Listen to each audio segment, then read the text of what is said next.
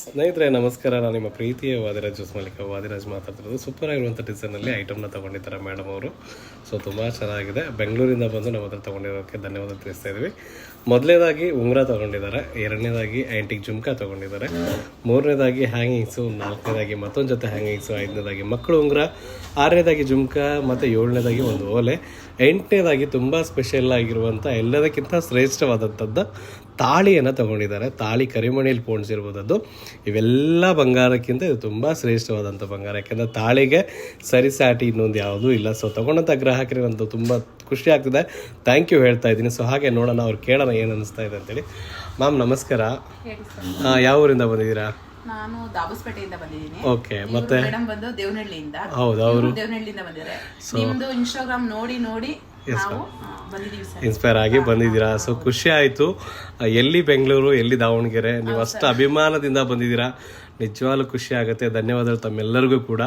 So ಮೊದಲನೇದಾಗಿ ಏನಪ್ಪ ಅಂದರೆ, ಅಷ್ಟು ದೂರ ಬರಬೇಕು ಅಂದರೆ ಒಂದನೇದಾಗಿ ನಮ್ಮ ಮೇಲೆ ಒಂದು ಅಭಿಮಾನ ಇರಬೇಕು. ಅಭಿಮಾನ ಇದೆ ಅಂತ ನೀವು ಬಂದಿರೋದು ನೋಡಿದರೆ ಗೊತ್ತಾಗ್ಬಿಡುತ್ತೆ.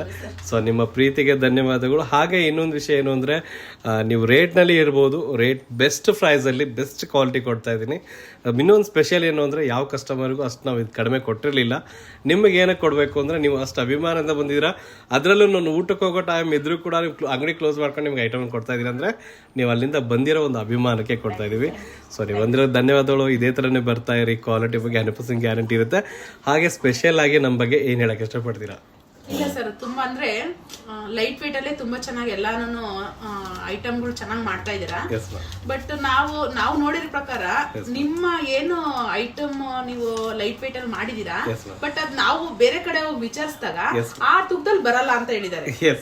ನಾನು ಒಂದ್ 2-3 ಅಂಗಡಿಲಿ ಕೇಳಿದೀನಿ, ನೋಡಿ ಈ ತರ ಐಟಮ್ ಕಡಿಮೆ ತೂಕದಲ್ಲಿ ಬಂದಿದೆ, ನೀವು ಮಾಡ್ಕೊಡ್ತೀರಾ ಅಂತ ಕೇಳಿದ್ಕೆ ಇಲ್ಲ ಮೇಡಮ್ ಆಗಲ್ಲ, ಬರಲ್ಲ, ನಿಮ್ದಕ್ಕಿಂತ ತೂಕ ಜಾಸ್ತಿ ಹೇಳ್ತಾರೆ.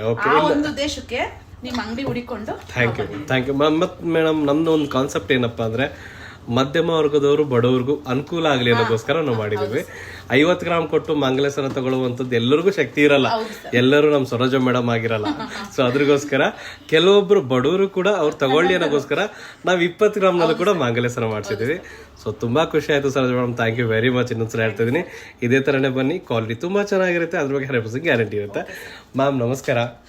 ಏನು ಹೆಸರು? ಶೋಭಾ ಮೇಡಮ್. ಹೇಗೆ ಅನಿಸುತ್ತೆ ನಮ್ಮ ಅಂಗಡಿಗೆ ಬಂದು ನಿಮಗೆ? ಸೊ ಇಲ್ಲಿ ಬಂದು ತಗೋಬೋದು ಅಂತೀರಾ?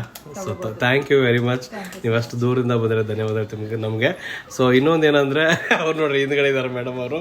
ಇಟ್ಸ್ ಓಕೆ, ಪರವಾಗಿಲ್ಲ, ಅವರು ಒಂದು ವಿಡಿಯೋ ಮಾಡೋರಂತೆ. ಸೊ ಏನಪ್ಪಾ ಅಂದರೆ, ಅಷ್ಟೊಂದು ಗೊತ್ತಿರಲಿಲ್ಲ. ಇವ್ರು ನಮ್ಮ ಮನೇಲಿ ಇಬ್ರು ರೆಂಟ್ಗಿರೋದು ಪಾಪ.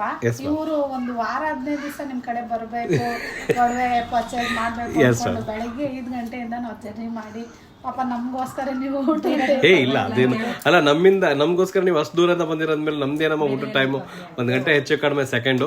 ಬಟ್ ಆದ್ರೆ ನೀವು ಬಂದಿರೋದಕ್ಕೆ ತುಂಬಾ ಖುಷಿ ಆಯ್ತು ನಮ್ಗೆ. ನಮ್ಮ ಕಡೆಗೂ ಇಲ್ಲಿಗೂ ತುಂಬಾ ಇದಿದೆ ಸರ್, ಸಂತೋಷ ಆಯ್ತು ನಮ್ಗೆ. ಇಷ್ಟ ಮ್ಯಾಮ್ ಭಾಳ ಜನ ಹೇಳ್ತಾರೆ ಏನಪ್ಪಾ ಅಂದ್ರೆ, ಇನ್ಸ್ಟಾಗ್ರಾಮ್ ಅಲ್ಲಿ ಹೇಳ್ತಾರೆ ಬಂದಾಗ ಆ ರೇಟಿಗೆ ಸಿಗಲ್ಲ ಅಂತಾರೆ.